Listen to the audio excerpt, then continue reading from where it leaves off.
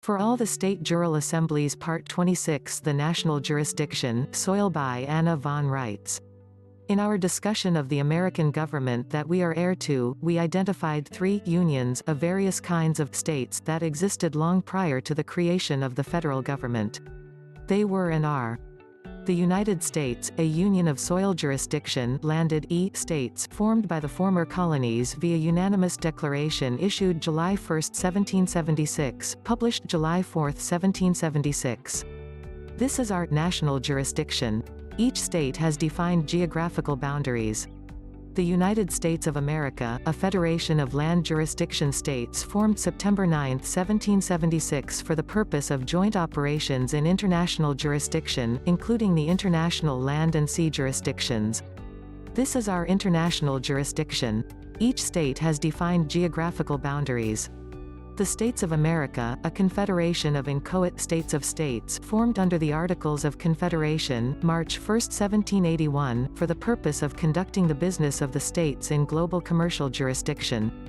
These federal states of states have no defined geographical boundaries and exist only on paper. These are the missing federal states of states. Please note, all this is our American government, which existed prior to and which created the federal government as an instrumentality to provide services to the states and people of this country. Let's look briefly at our national jurisdiction, the soil jurisdiction of each state in the United States. Imagine the familiar outline of your State of the Union. Got it? Now pretend you are slicing it like a layer cake horizontally, taking the top 6 inches of the soil off. It has the same outline and shape, but not much depth. This is your state's national soil jurisdiction. We call all the rest underneath the soil the land. The land is also shaped exactly like the outline of your State of the Union, but it is a much thicker layer, miles deep, and it forms your state's international land jurisdiction. Together we call this the land and soil of your State of the Union. The two jurisdictions, the National Soil Jurisdiction State and the International Land Jurisdiction State, are both geographically defined and both work together hand in glove. So, what does the National Soil Jurisdiction of your state do and how does it operate? The first thing it does is guarantee local control. This is the level of the state republics and republican states guaranteed by the constitutional contracts. The soil-level states are seldom referenced in print, but when they are, they appear in all small letters: Maine, Virginia, Florida, etc. These are the member states of the United States. When we are born, we all enter the world via the soil jurisdiction of our state, and are in the political status of a man of the soil, known as jus soli, or state national. This determines our basic nationality. We are, for example, Virginians, and because we are Virginians, we are also considered Virginians. This in turn identifies us as Americans for international purposes. When we are born, we are not citizens of anything. Being a citizen implies an obligation to serve a government. It is patently ridiculous to claim that a newborn baby has an obligation to serve any government. Nonetheless, certain disreputable governmental services corporations have made exactly such claims against babies born in America for several generations.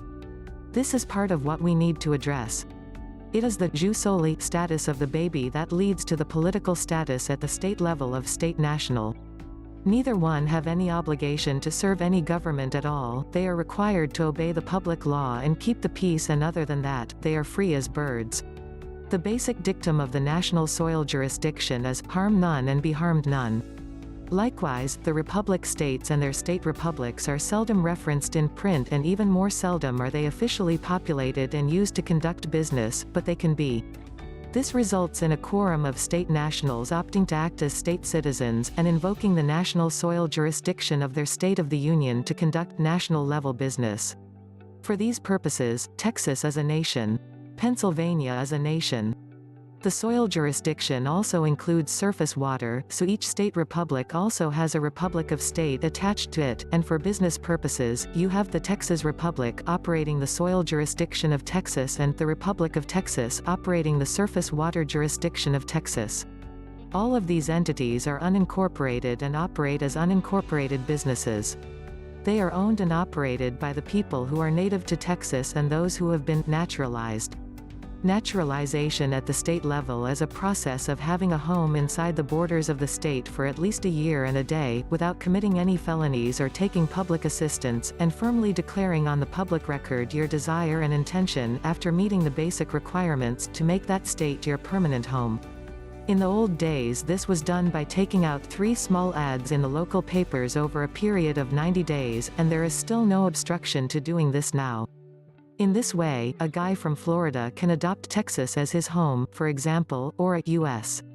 citizen born in Croatia or Washington, D.C., can become a Minnesotan. Obviously, the soil is like the skin on a body.